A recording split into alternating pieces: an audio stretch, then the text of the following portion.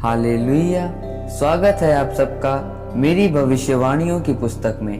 तो आइए हम आज के पवित्र वचन को पढ़ेंगे जो कि परमेश्वर के दास प्रेरित अंकुर यूसुफ नरुला जी द्वारा लिखा गया है।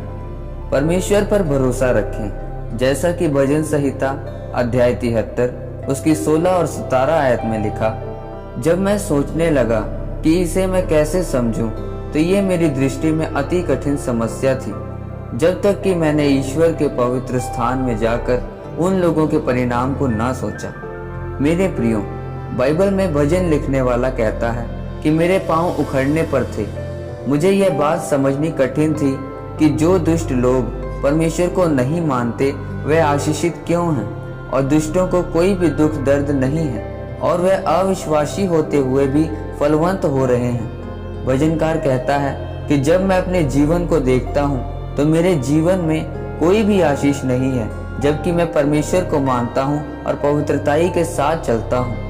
भजनकार कहता है कि मैं उस उलझन में था, और जब मैं परमेश्वर के पवित्र स्थान में गया तो वहाँ मैंने क्या देखा कि परमेश्वर ने मुझे समझाया कि उनकी आशीषें क्षण भर की हैं। जब हवा आएगी तो वह भूसे के समान उड़ जाएंगे और उनका पता करने पर भी कोई उनका पता ना पाएगा। परमेश्वर के कहने का मतलब यह था कि धर्मी चाहे मुश्किल में हों, पर उनकी मुश्किलें गवाही पैदा करने के लिए हैं, और बाद में जब एक धर्मी जन खड़ा होगा तो कोई भी अंधकार की शक्ति उसे तोड़ नहीं पाएगी, गिरा नहीं पाएगी। इसलिए दूसरों की आशीष को देखकर कभी भी निराश मत हो। आप अगर धर्मी हो तो आप अपनी जिंदगी को साधारण ना समझें।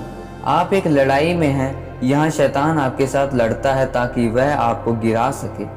बाइबल में लिखा है कि एक पापी अमीर हो सकता है, पर वह अपनी संपत्ति का कभी भी आनंद नहीं लेने पाएगा।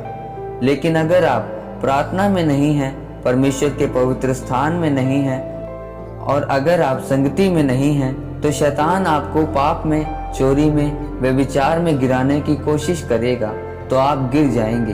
परमेश्वर ने कहा कि सबसे अधिक अपने मन की रक्षा कर, क्योंकि जीवन का मूल स्रोत वही है। आमीन। आइए परमेश्वर के दास के द्वारा लिखे गए इस अंगीकार को आप मेरे साथ दोहराएं। सर्वशक्तिमान परमेश्वर, इस वचन के लिए मैं आपका धन्यवाद करता हूँ। परमेश्वर, मैं अंगीकार करता हूँ कि मैं हमेशा आप पर विश्वास रखूंगा और आपके सही समय का इंतजार करूंगा, और आपकी आशीषों के लिए आपका धन्यवाद करूंगा। प्रभु यीशु मसीह के नाम में आमीन।